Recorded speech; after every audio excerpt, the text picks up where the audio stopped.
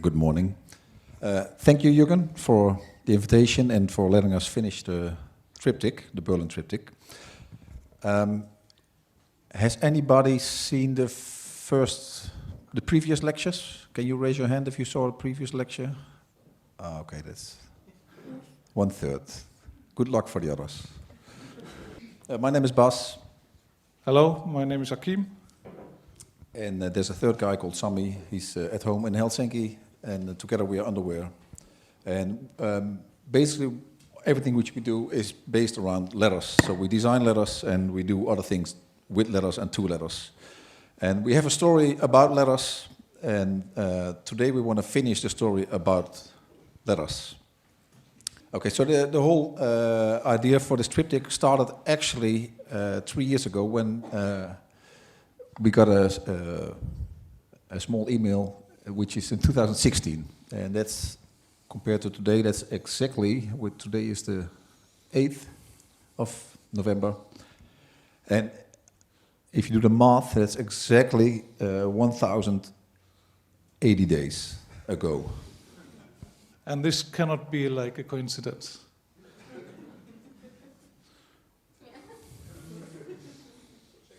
The black app here is exactly a black app of 1,080 pixels. As Bas just mentioned, it's all started on the 23rd of November 2016. And on that day, Jürgen sent us this email. You remember? Yes,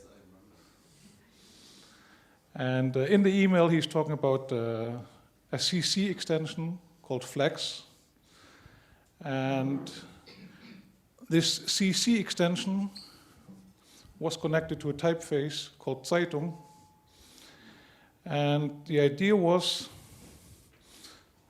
that with this typeface, we wanted to include an extension which would you allow to use the font in a more variable way. So if you look on the right, that's the extension what we published back then. Which works in InDesign. This extension, it's an InDesign extension. Oops.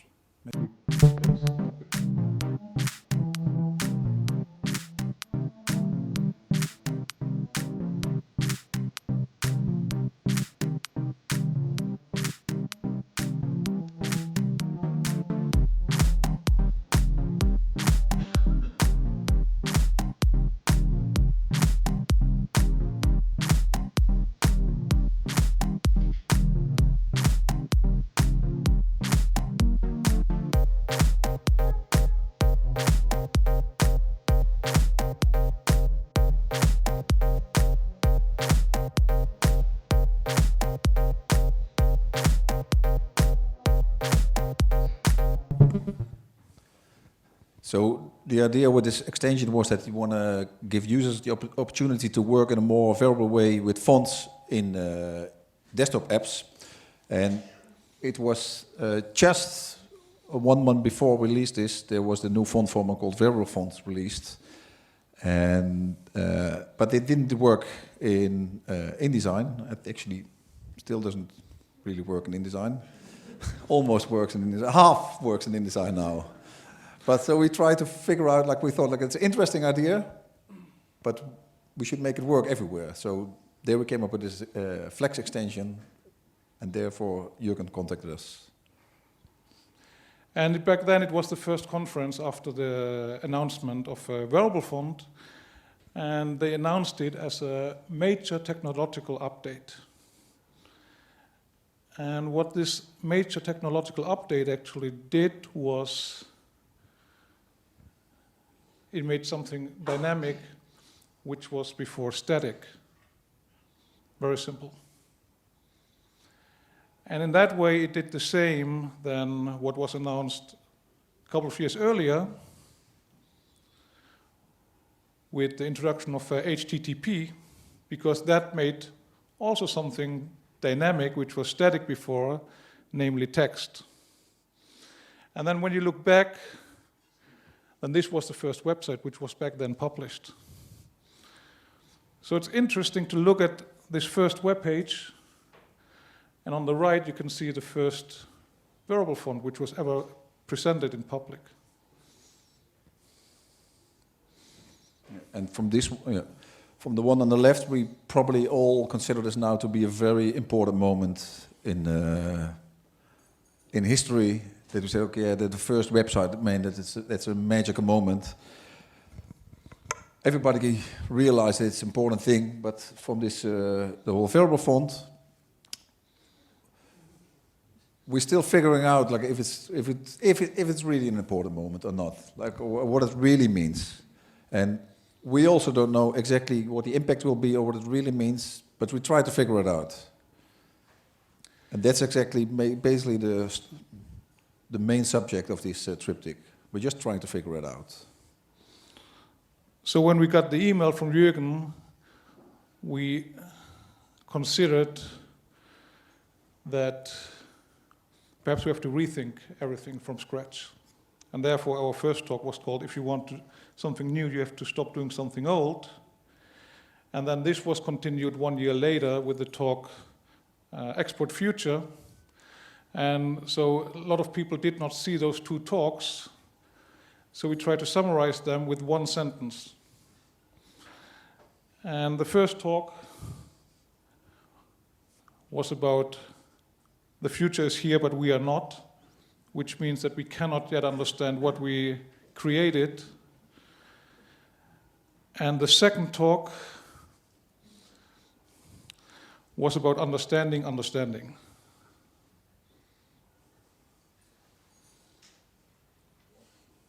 Yeah, it takes some time to understand this, really. We also trying to understand this understanding. The third part, we're going into the void. No, not yet the third part. Yeah, the understanding, as Bas mentioned, is difficult to understand.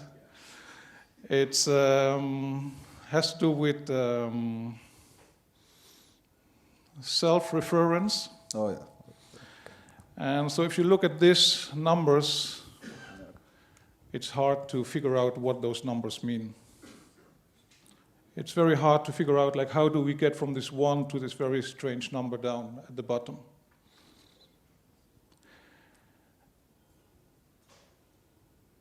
But if you look at the title, what this is, look and say sequence, you can figure out what it is. It's actually, you have to look at it and just say what you see. So on top you see a 1, so the second line you say, I see 1, 1. And then the next line would be very logical, you say, okay, I see 2 1s. And then the next line would be, I see 1, 2 and 1, 1. And I see 1, 1 and 1, 2 and 2 1s. So this is about understanding. It's referring to itself. And the fascinating thing is that the numbers, the positions, will never get any higher than 3. Yeah, this is actually a summary of a previous lecture, of the second lecture. So next time you see this number, you will realize that this is not just a number. So Bas mentioned we had the first part and there's the second part. And today it's the third part, for which we chose Into the Void as a title. And so if we have to summarize this third part, we can only... it's not possible yet. Because that's what we already said in the first part, that quite often you can only understand afterwards what you actually did in the past. That's clear. So there is a very clear connection between all the 3 talks. And between the first talk and the second talk, there were also some other talks which we did. And there's also a connection between all the other talks and those 2 talks. So somewhere there's a connection between all those different stories. And it's also not always clear for us what the connection is, but we try to figure it out. And one way to figure it out is to publish little booklets. Yeah. So we published a booklet called The End of Self-Evidence. And these booklets, they are part of the lecture. So people, they saw the lecture, and then during the lecture we're trying to figure out what it really is, what's happening. And then at the end of the lecture, people get a book, which is part of the lecture, the second part of the lecture. And in this book, we try to reflect on what we're doing ourselves as well. So this is one book, there are other books. And the book is just letters, it's just a text. They vary in size.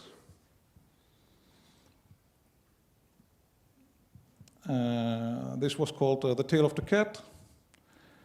And with these books, for ourselves, we try to make it clear to ourselves as well. We try to understand ourselves as well what we're actually doing. And I think in the end it became very clear for us, but then you give the book to somebody else and people are still puzzled. So, for example, there was a well-respected colleague, John Hudson, who received the book, and he put it on Twitter. And then somebody asked, okay, what's this booklet about from Underware?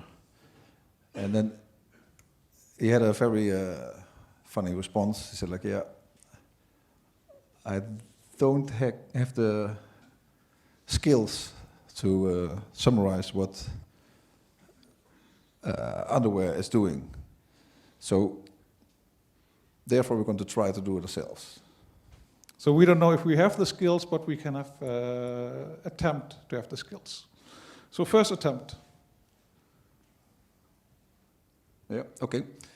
I forgot the next slide. We just mentioned that the internet did something which was, from something which was static, it changed into something which is dynamic. And back then, when this happened, when the first website was published, we thought like, okay, with this technology, we change books into digital books.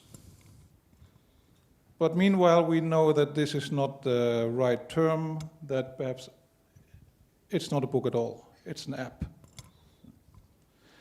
And the same thinking can be applied on wearable fonts. So when you have a font, and this font becomes dynamic or wearable, you can say like, yeah, then we have wearable fonts. Or you could also argue like, perhaps then that's not a font at all. Perhaps that's something different. At least it's wearable, but we're not sure anymore if it's still called a font. So if you look at it, what's happening with wearable fonts at the moment is that what most people are doing, they're making they take an old-fashioned thinking for a new technique, and they make a thin to black slider. It may sound radical. People may say like, yeah, if you look at this font like this, that's a static font, and I use wearable font technology to change this static font into a wearable font, and then despite the letters are moving, nothing much changes. It's still like 1, 2, 3, 4, 5, 6, 7, so it's still the same. So this is still a wearable font, and people would agree that this is also still a font. Because yeah, it's basically still the same. So this I think we can all agree on that. This is basically nothing new. This is what we understood. But if you think about the concept of fonts being variable, then this could also happen now. So what you see at the outside is just an interface, and what you see in the middle is a letter which is changing from one letter of the alphabet to any other letter of the alphabet. So the A can become a B, but the B can also become a C, or the A can become an F, or the F can become an X, or any letter can become any other letter. And what's important is we mentioned that in the first 2 talks, but everything what you see are actually fonts. So it's not an animation, this in the middle is a variable font. And so the question for this variable font in the middle is like, how many letters do we see there in the middle? Is it 1? Is it 26? Is it perhaps like unlimited? Perhaps this question cannot be answered, or perhaps it does not need to be answered, because what matters is that at the moment there's a kind of ladder logic, and the ladder logic says that the A is not the B, that the A and the B are two letters. That's a ladder logic. But this ladder logic gets now replaced by a form causality, which means that the letter is what it becomes. Yeah, so on the left, this is what we all know. This is what we have for 500 years already. That's a movable type. And this we all work with every day. And on the right, you will see something where the shape of the letters is triggered or caused by the reader or the user, or that the shape is not predefined anymore, but it's defined at the moment it's used. So, which means this is in the end something completely different than what's happening on the left. So what we have on the left is probably what everybody knows as typography, and what we have on the right is grammatography. We're not writing with prefabricated letters anymore, but we're writing with letters. And those letters, they may react to the user and or the reader. And chromatography is a term combined of two words, chromatos, which means letter, and a letter which is not necessarily static, which can also be dynamic, and graphia, of course, is writing. So chromatography is the writing with letters. Yeah, so basically you have one way to write is to write with a pen on paper. We know that. Another way to write is with the typography, with letters which are prefabricated. And now there's a third way with grammatography. Okay, second attempt. So if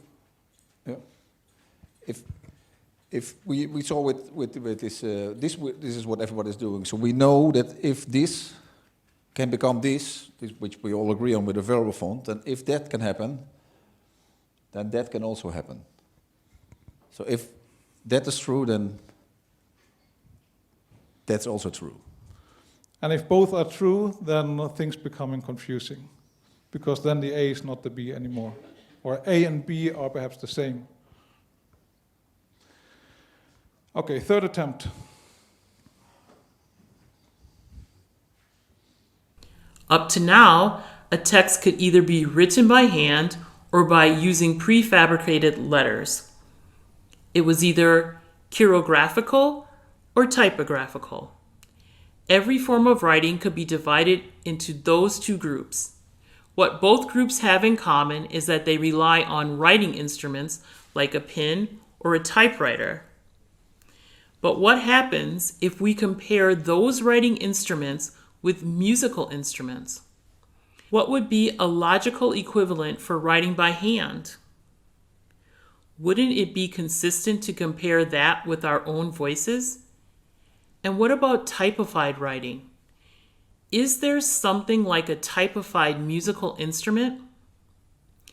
Perhaps an old telephone which makes da da da da da da da da, just like you can hear at the beginning of Chariots of Fire, or perhaps the sound of a Morse code generator. This comparison is interesting because it delivers a new perspective on writing as such. What could be the writing equivalent for real musical instruments like pianos, guitars, drums, or trumpets? Instruments which cannot only produce typified sounds triggered by pressing keys, but instruments which can be played by a person and produce sounds as beautiful as the human voice. Can we imagine something like a trompen, which would allow us to create beautiful synthesized letters by pressing elegantly on 3 valves, just like playing a real trumpet, but then writing words? And if there was something like a trompen, would we be able to recognize its significance and understand it as a truly new writing instrument? Wouldn't it be inaccessible for any proper understanding, because we would always understand it from the perspective of textual instruments, like the fonts we know? If we agree that dynamic fonts are perhaps not fonts at all, but something we do not yet understand, at long last it may be possible that we have invented truly new writing instruments, like trompen, We just haven't realized what we have done. So what you just saw in the movie is the voice actually starts to talk about a new instrument. She mentioned the trumpet. And what you saw with, we have handwriting, we have typography, we have grammatography, but we don't have any instrument at the moment to use this technology, or use this to write with it. So we have a kind of writing, but we don't know how to write with it because we don't have a tool to write with it. And maybe this trumpet, what you just saw in this movie, could be one instrument usable for this chromatography. Yeah, we thought it's interesting to make this comparison because you have writing instruments and you have music instruments and you have native instruments. So we are here at a space where they also invent instruments. Like that's the first version of Tractor. I think that's the first version. Published in the year 2000. And everybody knows Tractor. It's the standard for DJs. Like, it's the best you can use, probably. And meanwhile, lots of new versions have been released. And the software actually, from what I understand, tries to imitate what a real instrument like a record player would do, what you can do with it. Yeah, so you could say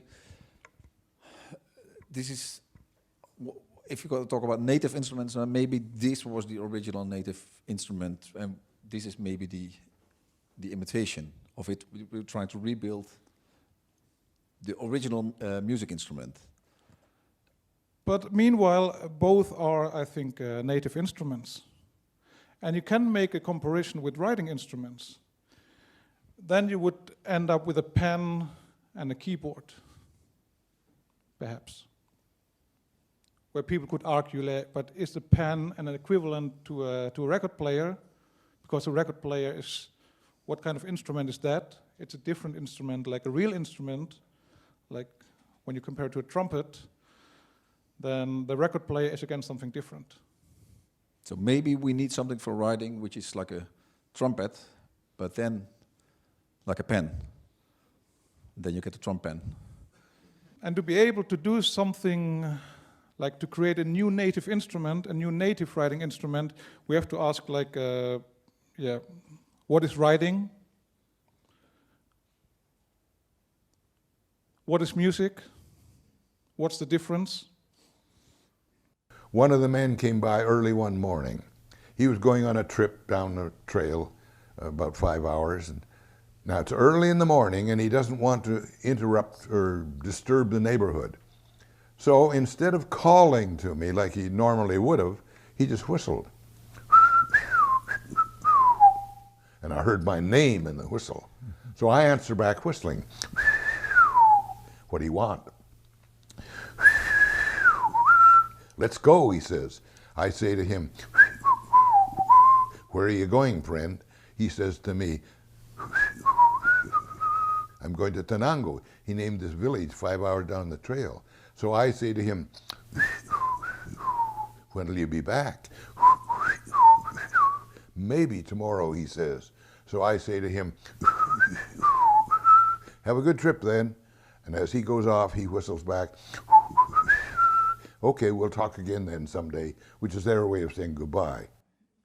So when you look at whistling, there are always two aspects. Like one is the thought, the meaning, what does he communicate? But the other one is also the expression, like how do you whistle? So if you compare this with writing and music, then with writing, we are very much focused on using writing only as a transcription of thought, of meaning, of words. And music at the same time is very much used for expression. We don't play the piano to communicate like I'm coming 2 hours later. But what we actually want is that we can write something which is with something which allows us to do both, to have to express to make our thoughts clear, but also express ourselves. And maybe this is what we are doing at the moment. Maybe this is where we're going at. To make this, you have to find out like what is writing really about. And whenever you write, you're making strokes. It always starts with a stroke, and you cannot write without strokes. And that's the most essential you need for writing. And you can use one stroke to make a whole word, like this. Okay. So what we did is we used the variable font technology to make this stroke getting written and getting dewritten, unwritten, you could say. So in that way, we could modify this one stroke, which is used for this word. Yeah. So we're building it up in steps, and this is the first step. And this is probably still very clear, because you can see on top, one part of the slider defines the beginning of the stroke, and one part of the slider, the end of the slider, defines the end of the stroke. And you can modify both, and they can cross each other. And if you move the slider on top, the length of the stroke doesn't change. Only the position of the stroke within the stroke will change. This is a very clear example, I think, which everybody can follow. Like, okay, this is... we also can see how this works, right? And then if you look at normal letters, you see that normal letters are quite often made up of a couple of those strokes. Not 1, 2, 3. So what we could do is we could just apply what we showed for this single stroke on all those 3 strokes, and then we would end up with 3 sliders. And those 3 sliders look a little bit like the 3 valves of a trumpet. So in that way, here 3 modifiers are used to play the trumpet.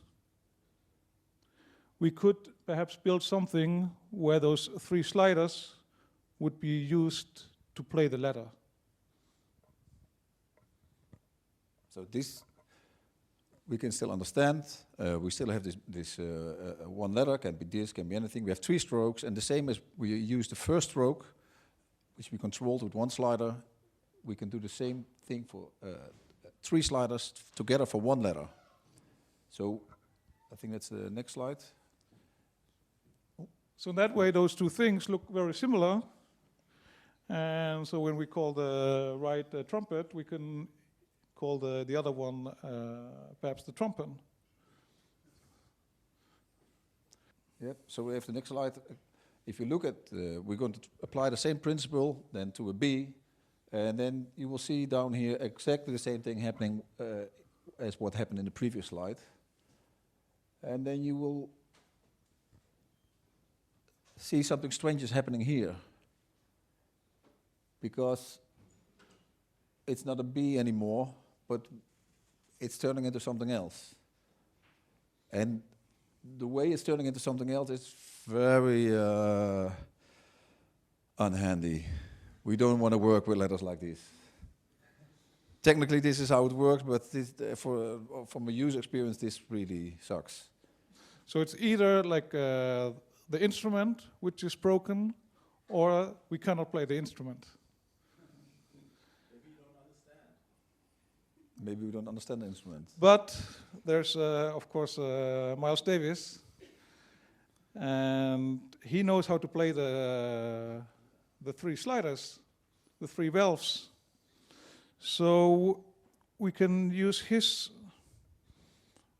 capacity to use like his skills to control all our sliders. And this concept we call super slider, A super slider is a virtual slider orchestrating other sliders.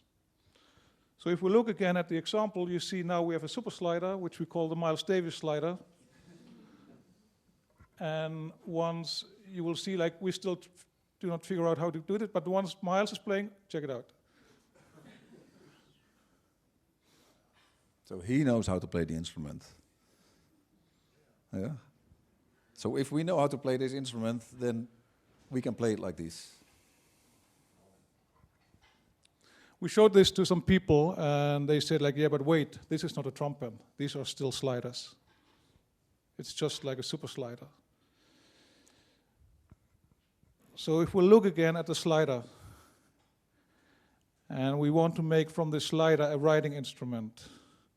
Bas mentioned it, like we can only look at new technology through the lenses of our old technology. So perhaps we just have to compare it with a pen. And a pen is an object. And this object is used in a certain way.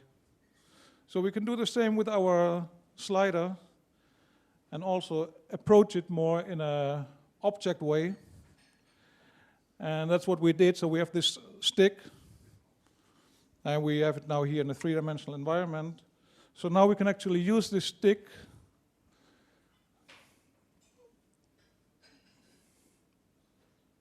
so we can use this stick, this trombone. It's not a stick anymore, it's a trombone. And by moving this trombone and playing with this trombone, we can play the letter.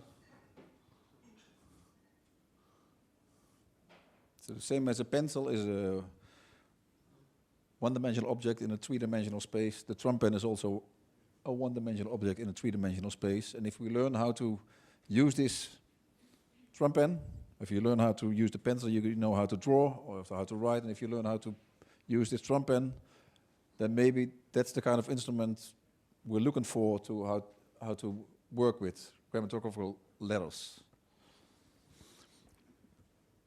Again, it does not look really nice, what's on the right.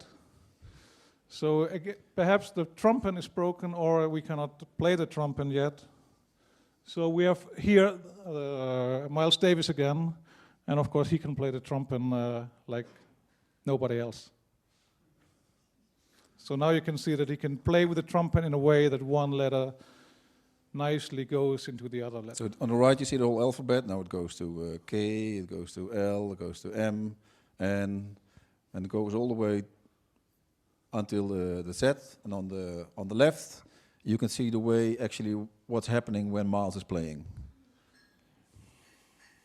So if you follow the trombone there, he's just playing the alphabet. And perhaps it's hard to read, but we just have to get used to it. We asked, or we have one more song of Miles, and that's this one. You have to look carefully. Maybe you can read it. Yeah, it's very fast in the beginning. So We start slowly.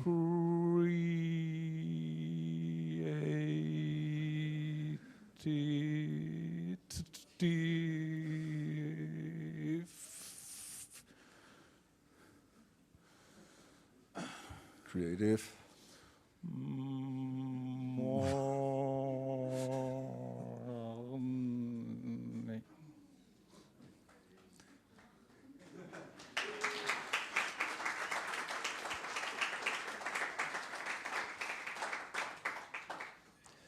And I think this we can all agree that this is something different than typography. So, and basically this is a direct consequence of introducing the variable font format. And it could be this direction, it could also be another direction, it could be this direction, but basically with this variable font format we created something new and we're still looking for the tools to use this new thing. Okay, we have two more attempts. That's the empirical method.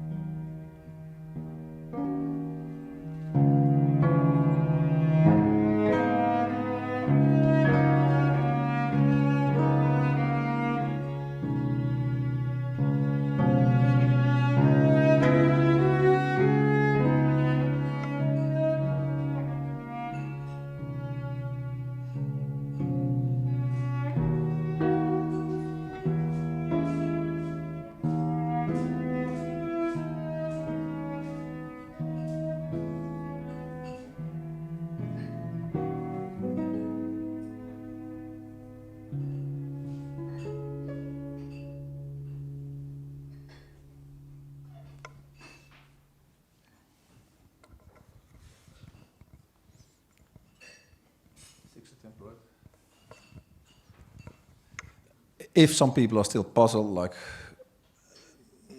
nice, but no idea where it should lead to in the end, the sixth attempt is where we're going to apply this thinking into something concrete. So we made a Grammato, which is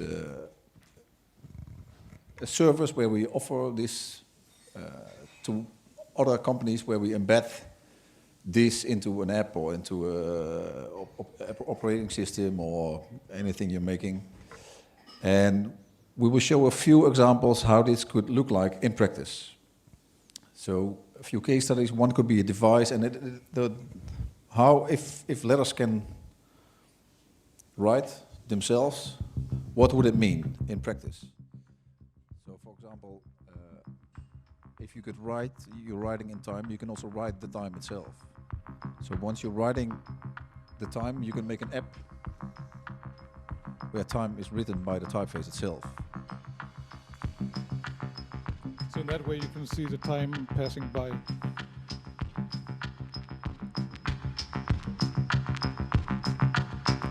And because it's all based on open type technology, it's very easy to implement. And all this information, like how these letters are written, is all included in the letters themselves.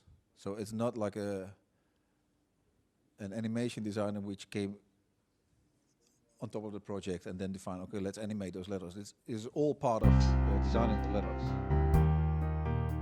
There's one more case study where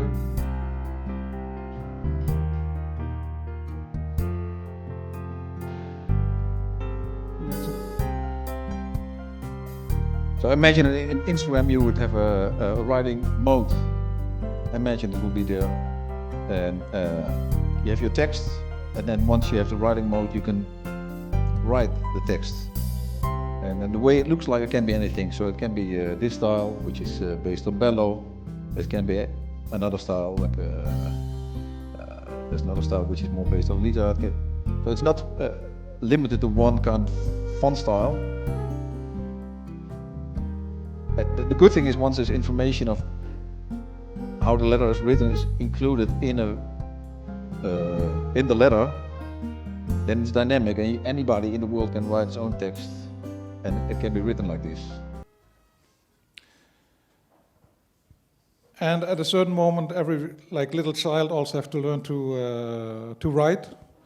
And there also we can use this technology to show the kids how letters are actually written.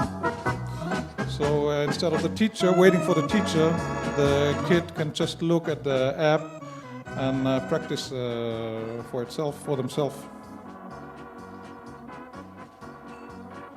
Yeah. So if a letter knows how it should be written, then it can show kids and other people and any human how it should be written as well.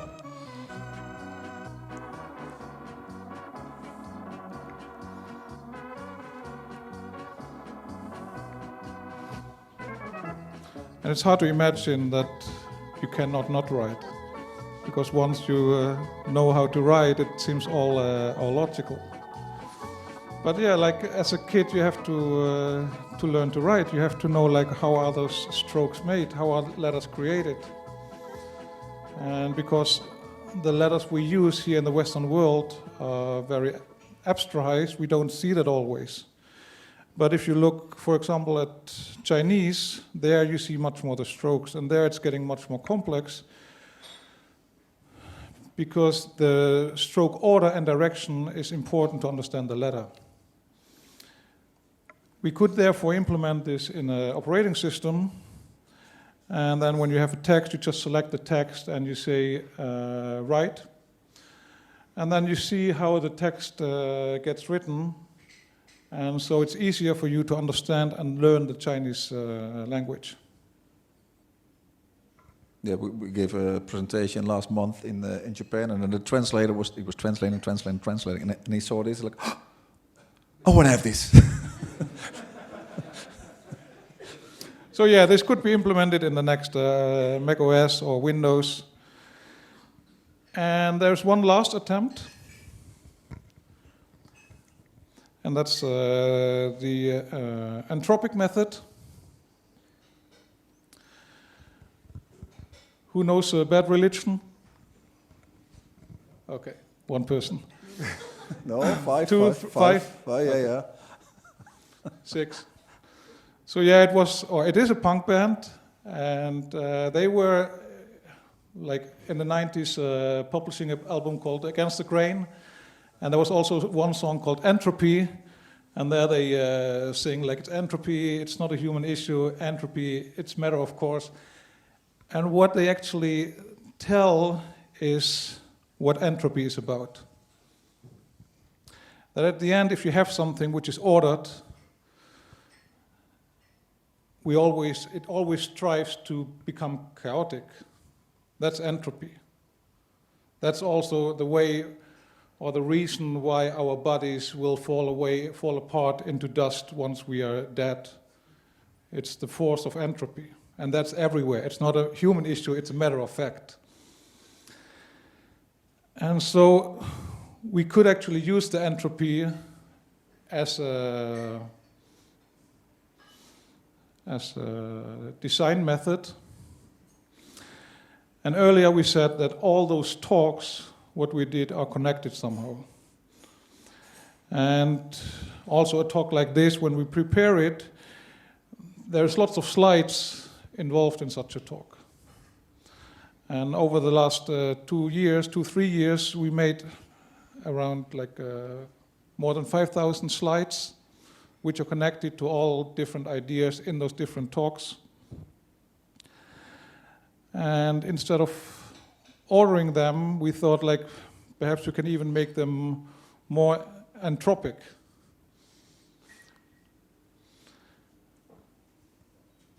So what we actually did, we collected all those ideas on letters in a website, and it's somehow funny that with language we're trying to talk about the elements which we use for language.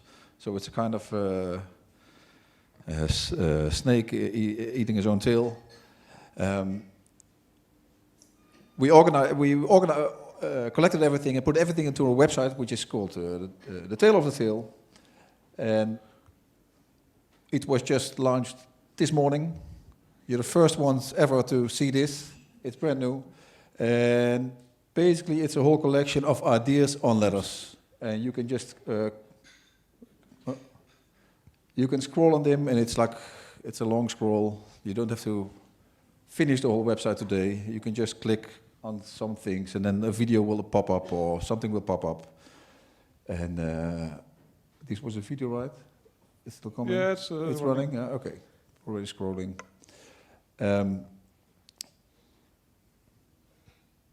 You can just select something, click on something, and then you will get an idea on letters. One thought, you can go to the next thought, and then maybe you can have an association with another thing or not.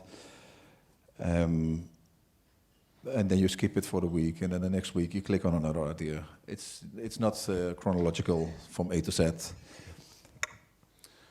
And so the idea is, by making this a bit unstructured, new connections could come up, and in that way you tell the story again in a different way, in a entropic way.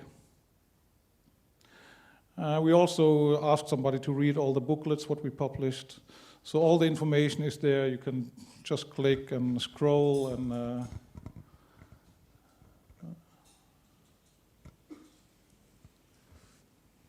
you can see the scrolling in the back. It's lots of scrolling. I see people on their phones already checking the website. It works on your mobile. Yeah, okay. No, it works on the mobile.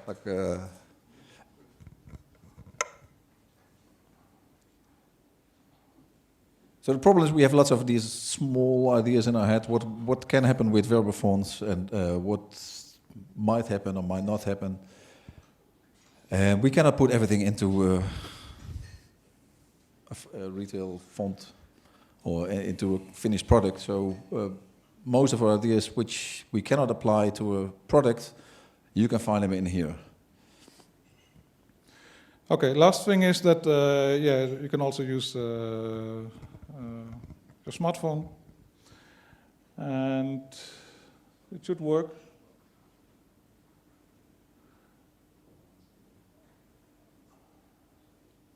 It's shaking because it was filmed in the train And last there's- night when we got here. There is this button on the right, and if you click on that, you can also order the book, which will come, or which comes with the website. So this is hidden there. But yeah, since you have, for now, you can just visit the website. It's called thetaleofthetale.com. And what is with that, I think we also want to round up the triptych, like the 3 talks, what we did in the last 3 years. And we want to thank you, the Stimuleringsfonds, which also supported us with making this project. But above all, we also want to thank you so much for the people who believed in the stuff we are doing already since like a couple of years. Also Jürgen Siebert. And in that way, I think, thank you. Thank you.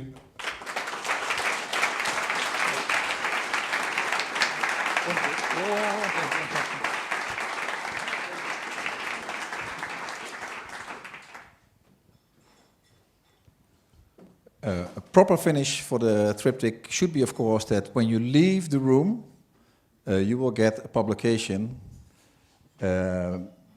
which is maybe the easiest and also the most difficult publication we made. And it's up to you what to do with it. So if you really want to go into the void, then take a publication home and then surprise yourself. So you get one when you leave the room. I think it's a small red booklet here. Okay, thank you. Thank you.